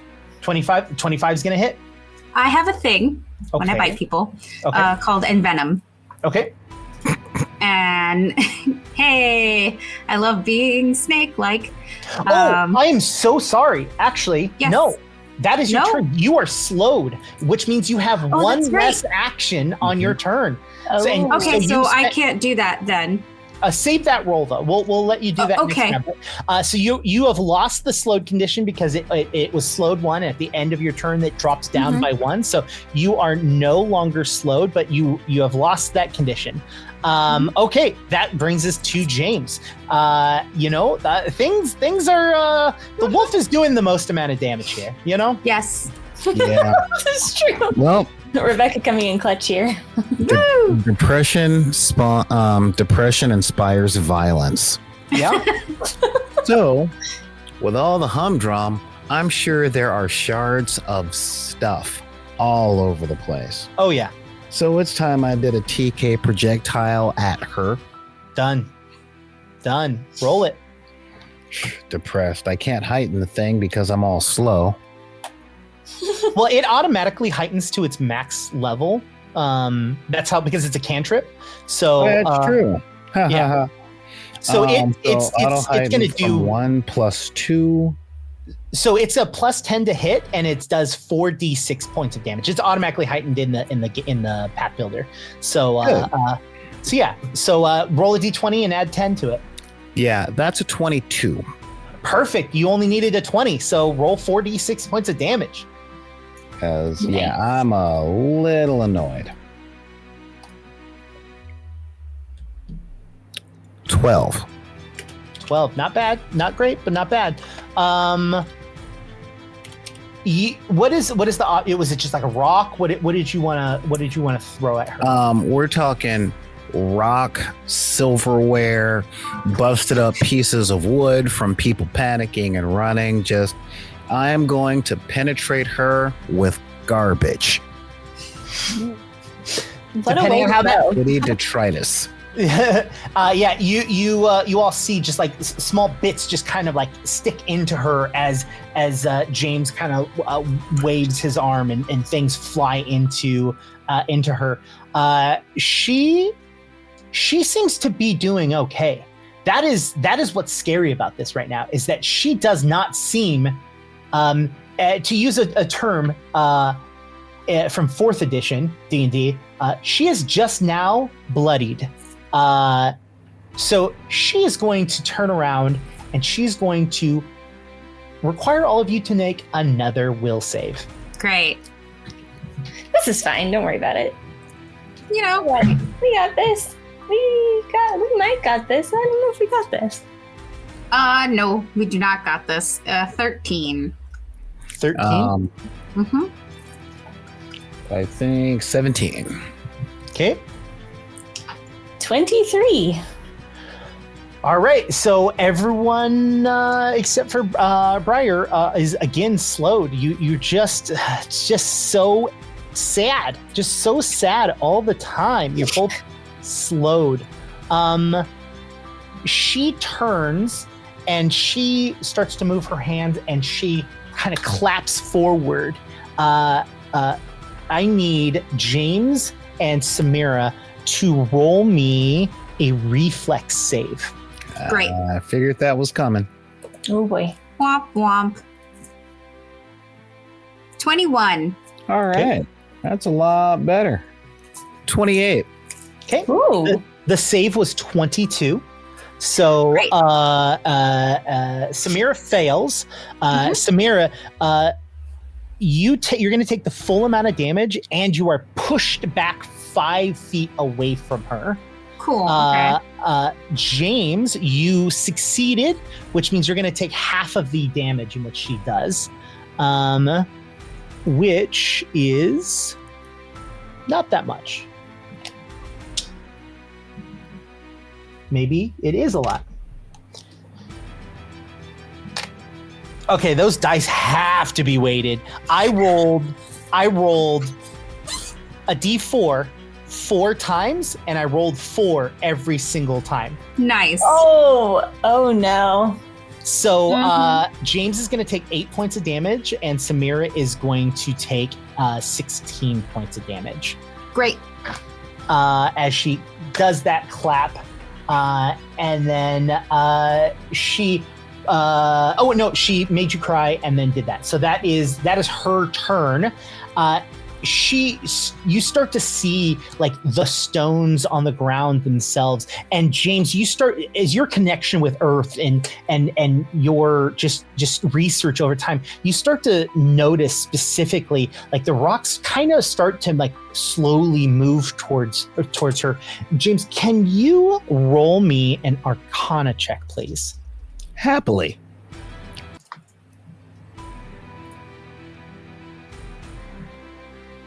18. You aren't sure exactly what this is. You're not sure what spell it is, but what you're seeing is that she is going to implode. She is an unstable spirit and an unstable spell. She is about to explode. And yeah. I have recognized spell as a skill feat. Yes. Recognize. Was that what I just rolled, or was it just an Arcana? It was just a normal. It was just an Arcana because it's specifically creature within line of sight. Because she isn't casting a spell. It is just it is a magical effect that is happening around. It is the thing she is doing. Gotcha. Yeah, it is. She is not casting it. It is happening by her, by hook or by crook. It ain't her choice. But it is happening. So you recognize that she is going to implode, and when she does, it's going to be big. It's going to probably flatten this town. Briar, it is your turn. It feels like this is your last opportunity to really do something or this town is going to just be wiped off the face of this earth. Okay. Well, you know what? Back to basics. Okay, well, she is going to pull out that bow and make all of the attacks. So she has the quick shot. What does that allow you to do exactly? So to do shots in fewer actions, or? So quick shot. Let me pull that up real fast. It's hard to tell which one of these to take because I was like, I'm not sure which one's going to be most useful. Yeah. Understandable. 1 second. So quick shot, what quick shot does is you draw your bow and attack with the same action. So normally if you are going to draw your bow, it would take one action to pull your bow out. So with quick draw, you are pulling your bow out and attacking as the same action. The blows weapon that loads or has a 0. Yeah. So that's for any weapon that has a reload of 0, which means you can fire it multiple times. Okay. Is that a helpful feat, or would one of the other ones be more useful? It's helpful now because now you're about to be able to make 3 attacks on her, or 2 attacks on her if you Fair. Yeah. Okay. So she is going to well, it's very Legolas. She just kind of oh wow, words. I'm going to speak like somebody who actually did archery her whole childhood. She's just going to get her stance ready and pull back and just rapid fire off 3 shots, just aiming like dead center of mass, trying to take this person out. So it's a +10 for the first shot. The second shot is a +6, and the third shot would be a +2. Okay. Yeah, I don't know what it's doing, but it does not want to. Technology has not been our friend today. No, it has not. I'm like, look, it's just numbers. I can memorize it if we have to. Ooh, I can math. That's a 20 for the first one, and this is still -5, right? So the first one is +10. You don't minus anything. Oh, So- I'm so sorry. The bad guy's AC is -5, right? Is 20. Yeah, their AC is 20 total, so you have to hit Okay. 20. Okay, well that's a dirty 20. Perfect. Got 1 hit. Go for it. Roll the second one. That is a math +6. Oh, 23. Nice. 2 hits. All right. The last one, you have to hit a natural 19 or 20. Okay, You can do it. You can do it. Oh, it's a +2. If it's a +2, then it's 18, 19, or 20. That was a 15. Okay. So you're going to roll. Do me a favor and roll 2d6. That's how much damage you're going to do. Okay. Oh, whoa, I really heated that dice. Okay. What did it ever do to me? Okay. That is, 8 points of damage. Okay. I'm almost hitting as well as the fox. Yay! Yay. All right. That brings us to Samir. Samir, you get a weird feeling. Something weird's happening. Yeah, she's not thrilled. She's not sure what to do at this point. So, I mean, so I get a feeling something weird's happening. I don't know what's going on. I think that she is going to just, and she's slowed. So she has 1 less action, right? Correct. So I think she's gonna do what she knows best, and I'm gonna take an action to give my spider 2 actions. Okay. And just attack with my spider and send him to so do the fist one, not the spike one. I think it's fist, yeah? Fist, yeah, sure. Mm-hmm. So that would be a +10 for your first action.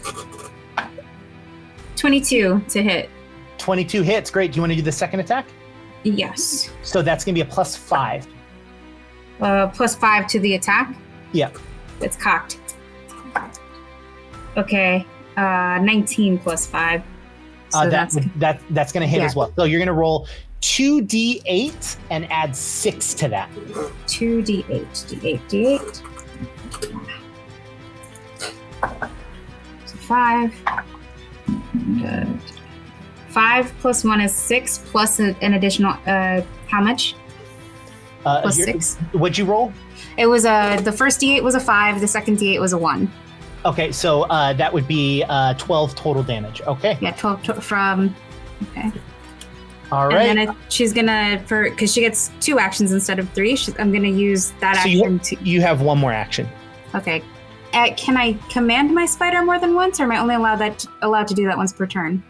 You can, but unless you're telling it to go away, it's not going to be helpful. Okay. Because it's now, if it were to attack, it would be at a 0. Like you would roll a d20 and you have to roll a 20 to hit, and then it would be at a -5 after that. So it doesn't make sense to command it multiple times in this situation. But yeah, I mean, you could always try to still use your wrist launcher or your. Well, that's actually the question that I had, because I don't know how many actions this would be. She has a dedication called a talisman dedication.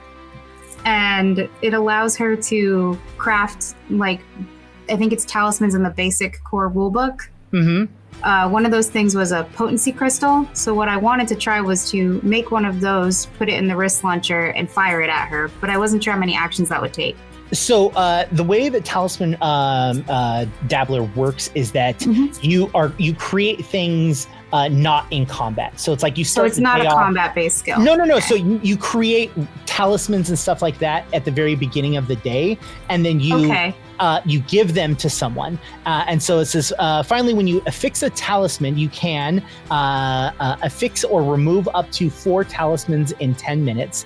You can carry a collection of magical baubles, and you can turn into temporary talisman. Each day during your daily preparation, you can make 2 talismans with an item level no higher than half of your level. You must know each talisman's formula, and a talisman created this way is a temporary item and loses its magic at the end of your day. So we can say that at the beginning of the day, you had created a potency talisman if you'd like to do that. Yeah. I think that for this, she's just going to use her wrist launcher and have it be regular. It feels a little metagamey to retcon potency crystal. I wasn't sure how the ability worked. I mean, you're also, 1, you don't know how it works, and 2, you're also going through time and weird shit. So, like, why the fuck not? Okay. I have to agree with the GM. Or should I say, when someone asks if your character is temporarily a god, you say yes. You say yeah. Okay. Oh, so she's gonna load up her little potency. Okay. What does a potency crystal do? Hold on, I will find it. I had it open. Potency crystal. It's basically like magic stone, I think. So potency crystal. You make an attack with the affixed weapon, but you haven't rolled yet. The fluorite crystal glows with a strange phosphorescence. When you activate the crystal, the weapon becomes a +1 striking weapon for the rest of the turn, gaining a +1 item bonus to the attack roll and increasing the damage on a hit to 2 weapon damage dice. Okay. So yeah, it's a free action to affix, or like it's already affixed to your weapon. You can use a action, or you can use a free action to use it, which would allow you to make 1 attack with it, which means that you get a +1 to hit with it, and you also increase the damage die as well. Okay, so I'm gonna go ahead and use my wrist launcher. Can I make a GM suggestion? Sure. Why not use the thing that does more damage that has the same amount of chance to hit? The VSAP? Yep. Yeah, I can do that. That's fine. Also. Yeah, because your wrist launcher only does 1d4 versus your VSAP does 1d4 +2. So it's going to just bare minimum do at least 2 more damage. Okay, so it's going to be +12 +1. Is that? It's +13. Yeah. +13. Okay. No reason to add multiple. Just do the 17 to hit. It's still gonna miss. Still gonna miss. All right. James, you know that if you do not take this out, it is the end of this town. What would you like to do? You've got 2 actions. There's only one thing I can do because I'm not strong enough to open up a sinkhole under her. Dang it. So I'm gonna go for another TKP. Okay. I'm gonna go for another TKP. And that is a 28. Perfect. That's going to hit. And since it's boosted, we're looking at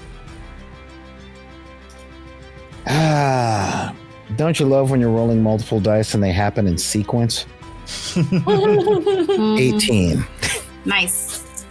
Literally 3, 4, 5, and 6. Amazing. I'm like, well, that's fine. What's the object that you hit with it? More detritus and jagged rocks that have been coming up from the ground. You all we're playing this rock game. Let's play this rock game. You see all of these objects just hitting into her and stabbing into her, and all of a sudden, all of the rocks stop. I'm not joking. It has 85 hit points, and you hit the exact number to hit 85. That was the actual number that you had to hit for 85. Nice.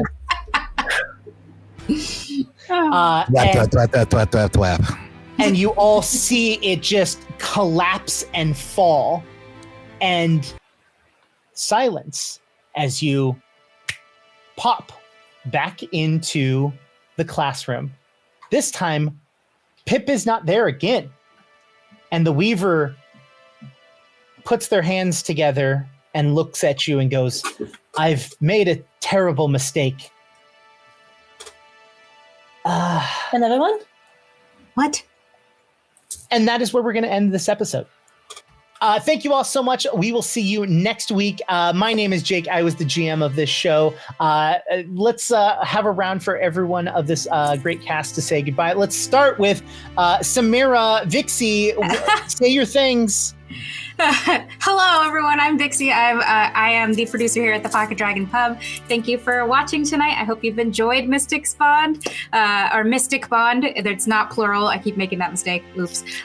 But anyway, I'm really having fun playing my little inventor gal. Hopefully she doesn't die next time. We'll see. Dunno. Solar, who is playing James, why don't you give us your goodbye? Hey guys, thanks for tuning in. I'm Solar Gray, the Cinematic Sorcerer, saying thank you guys for tuning in to Pocket Dragon, and we will see you next time. Awesome. Blonde, who is playing Briar, give us your goodbye. Hello, guys. I am that one blonde nerd across social media. I'm also the owner and creative director at ADH Adventures, and I am very excited to be here joining you guys all on the Pocket Dragon Pub today. It has been so much fun, and I'm excited to be back playing Briar next week, who's still alive somehow.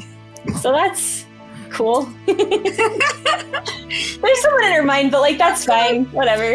Yeah. We'll see how that behaves next week. See you all then. Bye.